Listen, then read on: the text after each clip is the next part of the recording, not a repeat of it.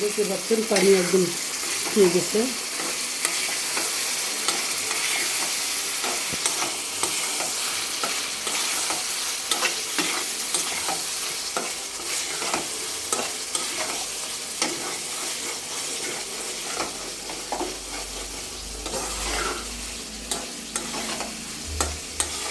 ছোটো ছোটো করে একদম মুরগি, মানে ছোটো ছোটো করে মুরগি কেটে, ঠিক আলুটাও আমি ওইরকম করে কেটে নিচ্ছি, ওইরকম ওইভাবেই আমি ওইভাবে ছোটো মুরগি দিয়ে এইভাবে মাঝে মধ্যে আমি কাজ করি।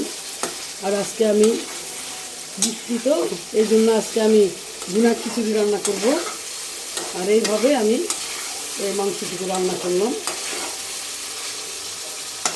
আমি একটু জলটা কমিয়ে দিব আস্তে আস্তে, একটু হতে থাকবে। আমি একটু জলটা কমিয়ে দিলাম। এবারে আমি একটু আস্তে করে ডিম করে একটু ঢেকে দিব, ঢাকনা দেখে।